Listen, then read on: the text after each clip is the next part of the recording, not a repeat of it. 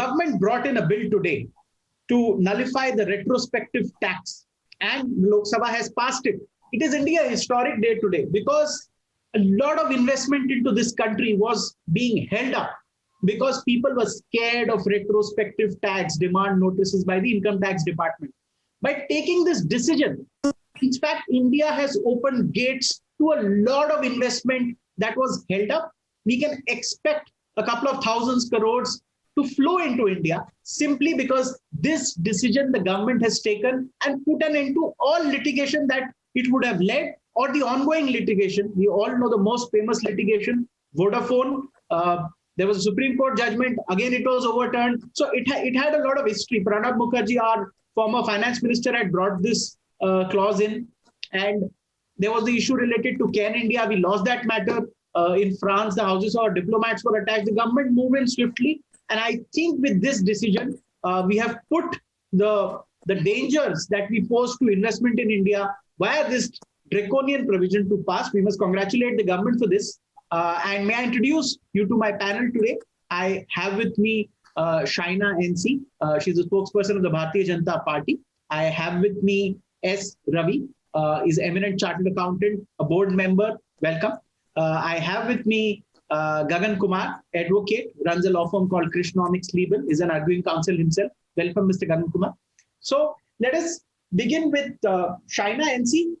You represent the Bharatiya Janata Party. Your government, in a sense, proposed this bill and it was swiftly passed. I think all the members were convinced that this needed to be done. Congratulations to you. And how would you take this measure as? It has an important role to play. Putting an end to the contentious retrospective tax law that hit the confidence of so-called foreign investors, including players like Vodafone, Cairn, for years. So the finance minister on Thursday, when she introduced the bill in Parliament, said to nullify the provision in the income tax. The government, of course, has proposed a refund to most of the amount in litigation by companies without any interest thereon. And the finance secretary, Mr. Somanathan, also went to the extent of saying that cases above 8,100 of for all cases, 900 is related to the Cairn dispute, dispute itself. So I think the bill would withdraw the retrospective amendments to the Income Tax Act and has acted on the demands of not just Vodafone and others, but it is I would say, a way to attract foreign investment soon. And we all know that, like, for example, the Birla Group has offered to transfer the group's ownership of Vodafone and Idea. These are all things that have been in the play for have been discussed for quite some time.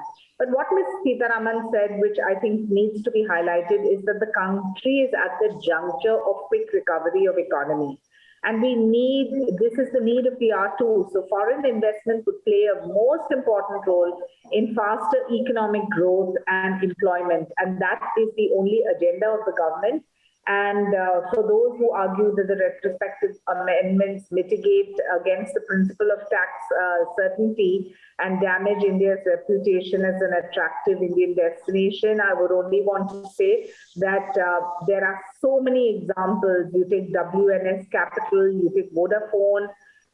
There is a lot of collection from other companies too, but it is important for us to understand that only where a lot of money is just going towards legal fee. So we would appeal that, the government is supported in this decision, and foreign investment is also at a time where China really doesn't have many options and people are looking at India and India as a great opportunity in the days to come. Okay, point well taken. India has a great opportunity in the days to come in terms of investment. We all also hope that a lot of investment, a lot of companies who are looking for other options than China have India as an option. Let us see if that money comes. I'll go to S. Ravi. He's tracked this issue since its inception in 2012. He has had strong opinions on it. Mr. Ravi, how do you see this development today? It's a very, very bold step.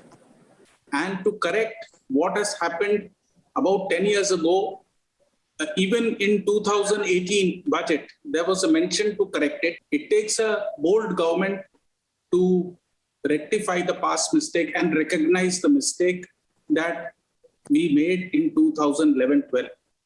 We, as a country, we followed the footsteps of US and UK, which have a developed economy, and we tried to get in those statutes here. And I think we miserably failed.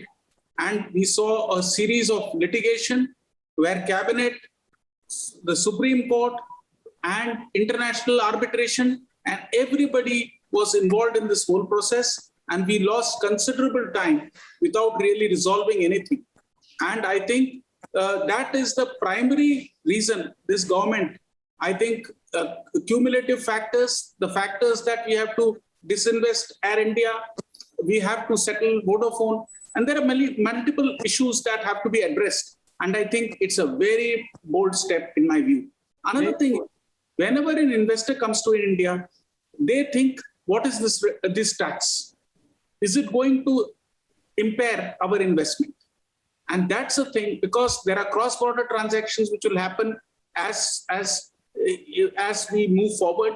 And I think this will settle this once for all. And I think most important, it gives the confidence to the investors. It also shows a signal to the Indian taxpayers that, settlement is the way forward. The legacy issues should be once for all settled. And it gives a great opportunity. I think the next few steps that Indian government will take towards eradicating all the past legacies is going to be a step forward. And this is just the beginning.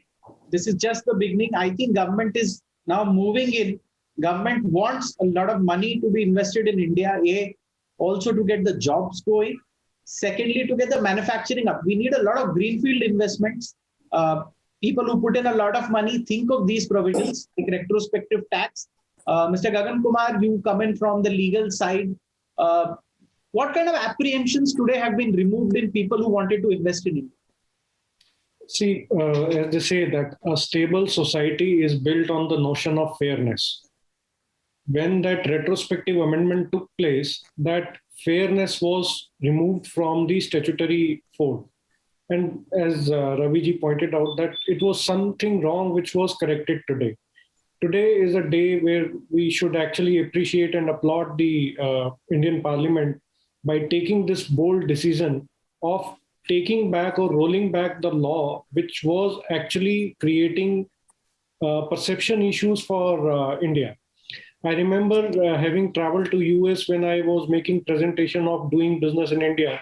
One of the US law firm partner asked me that you are promoting business in India, whereas there is no certainty. See, the businessman is always worried about certainty. They are not worried about taxes.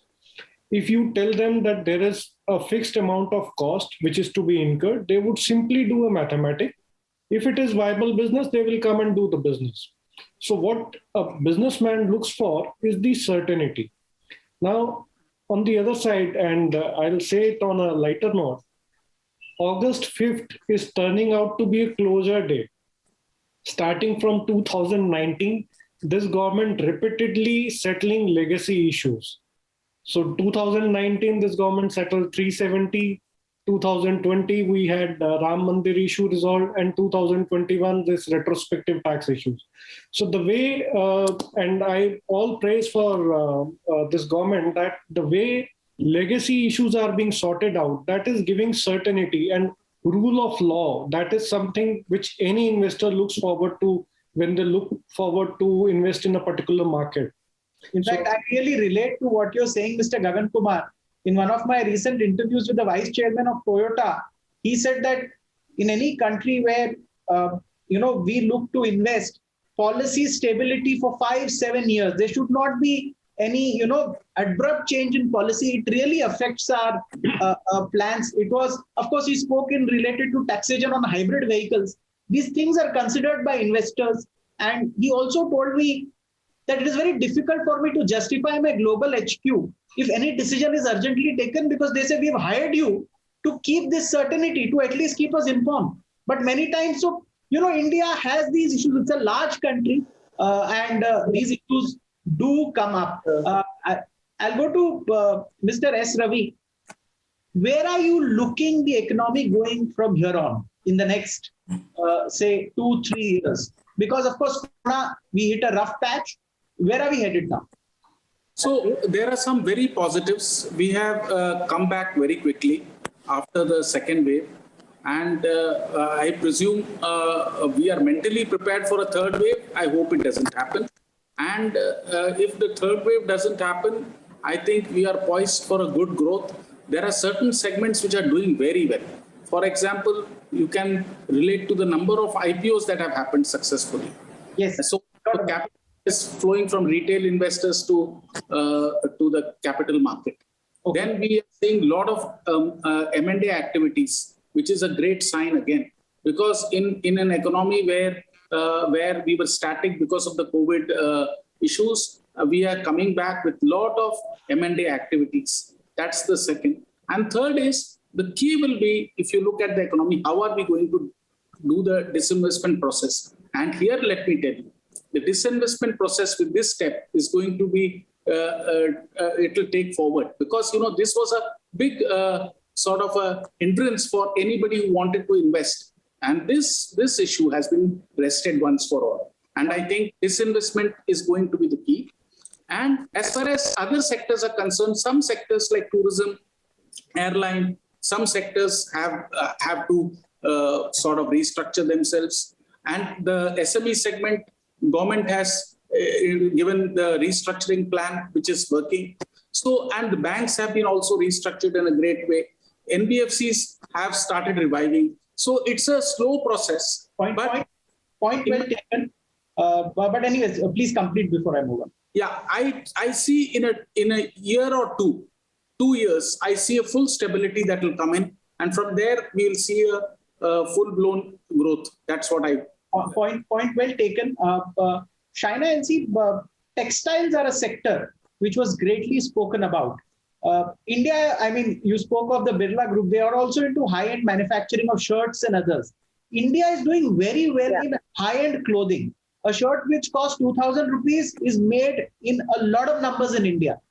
But you take it to 400 rupee shirts or 500 rupee shirts. We don't make that. We import it from Bangladesh. Bangladesh is becoming the hub of these exports all over the world. So you see Indian entrepreneur is happy to make high-end clothing, high-end as in up to a certain price point, but low-end clothing, which is actually mass market. And India has been a textile hub of the world. What do you see the government doing in this area? Because agriculture and textiles also, in addition to auto components, from the bedrock of our growth. So I'm glad you raised this question because, as you know, by profession, I am a sari designer. So high-end clothing is something that falls within our purview. And yes, people in India do spend a lot on high-end clothing at the time of wedding. So that is something which is obviously going to be in the days to come. Even from the international viewpoint, there are so many international brands that now would want to come into India, invest, because they know there is a huge kind of availability of people who have wanted to spend as they haven't in the past and will continue to do so. So I think that two things which Mr. Somanathan said, I'm digressing a little bit from your question, but I think it needs to be also addressed and brought to your viewers, that the government is seeking a method. And when we say a method or methodology, this basically is to preserve the principle of India's right to tax. But it also has the interest in pursuing something which we do not consider to be a good policy since 2014. So I think that it's not just about Vodafone and all these big companies which we're talking about. Even if you look at a tribunal which is set up to take care of cases where foreign big brands have come into India and they have such huge arbitration and legal costs, I think all of that makes the investor breathe easy. There is no more worry. And this is not just about our local textiles, but also like some of the big international brands that would want to come into India and have lauded the government's move. This will put a lot of uncertainty to rest. And I think it should not have taken 9 years. We were hoping that there would be some decisions which are taken when it comes to certainty in tax laws, which is a key way to ensure confidence in India as an attractive investment destination. So this is not just for locals, but also for the huge international brands that also want to come into India. Possibility of gains, arising from the so-called shares, and finally the Supreme Court in 2012 giving that verdict that gains arising from indirect transfer of Indian assets are not taxable under the so-called provisions of the Income Tax Act. That's something that we should also be requesting the experts on your panel to highlight. Point well taken. Mr. Gagan Kumar, auto components, textiles, clothing, agriculture, very important for India. And India is now looking for a lot of investments in these sectors. Prime Minister also highlighted toys as a sector, where he said we almost import a lot of toys from abroad. So India actually now needs greenfield investment. We don't need replacement capital where one business buys the other business. Unless capacities are created, jobs will not be created. Do you think government is now become very serious about getting money to this country from abroad? Absolutely. You see, the edge which China has over us is the economies of scale. The level at which production happens in those factories in China, we are nowhere near that. And to have that kind of capital abilities, we need capital. And in order to attract capital, we need certainty in laws, more particularly tax laws, because these are the laws which affect the pricing or the costing of a product as such. So today's decision is a major step in that direction and would certainly encourage investors to look towards India because, one, we have a major edge over any other country, particularly China, that we are not a totalitarian society. We are a democracy, a very vibrant democracy. Through this amendment, which has been brought today, we have again proved that this country respects rule of law. So if Supreme Court held something and which was correctly interpreted the Income Tax Act at that point in time, could not have been undone. It could be undone for a prospective action. But as Mr. Jaitley also, I remember, immediately after taking over as finance minister in 2014, came up with series of circulars putting an end to various litigations affecting the tax issues. So in a way, the philosophy of this government is coming out very clearly that we will bring certainty to tax laws. We would not encourage litigation, be it Vivad Se Vishwas scheme, be it black money, be it this particular amendment. So this would be a major attraction point for any foreign investor to bring in capital into India. Point well taken. Mr. Ravi,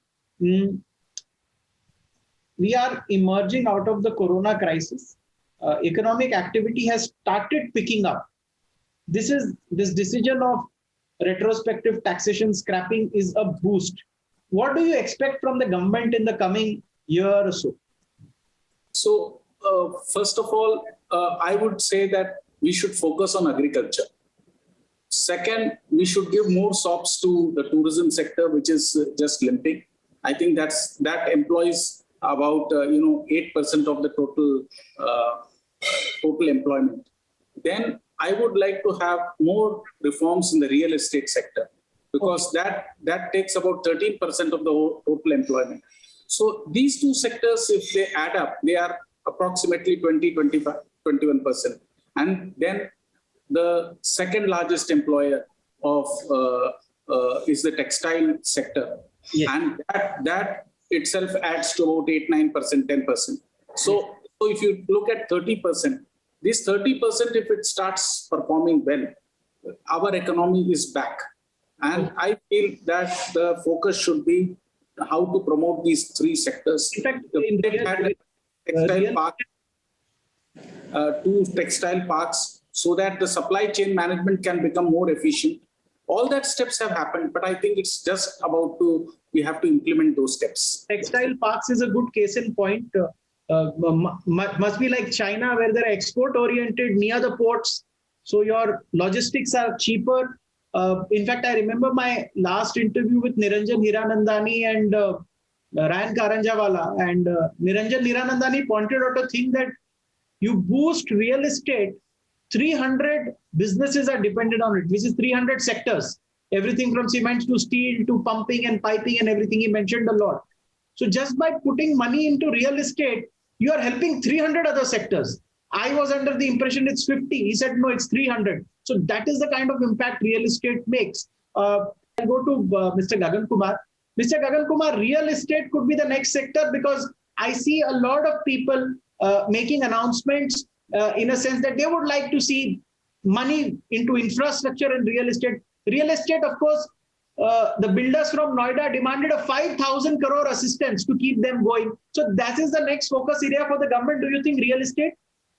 I think real estate has been the focus area. If you look at the Pradhan Mantri Awas Yojana, the focus has been on making affordable housing available. If we look at the high-end real estate, there are limited buyers, and that would tend to go into more of a speculation. It becomes an investment avenue. It's not an end user market. The end user market is the affordable housing for the middle class family. That is where the focus, I think the government has already a focus on it. But one more thing I want to add, taking a cue from what Mr. Ravi said. SEZ was a beautiful scheme which we had, and somewhere we backtracked from our promises there. The idea was that the income from SEZ would be completely exempt. Yes, but then through backdoor, we brought in minimum alternate tax. So I think as a next step, government may consider re-looking at those provisions, because SEZ is a necessity if we have to really take care of at least 30 to 40% backward districts in India. Because that's a very good point. In fact, I would like to take that up on one of my coming shows on NewsX, but we are completely out of time on this one. I would like to thank Mr. Gagan Kumar, Mr. S. Ravi, Ms. Shaina NC for taking out time and joining us on this show. Looking forward to have you on my other shows too. Thank you so much for joining us. Thank you. thank you.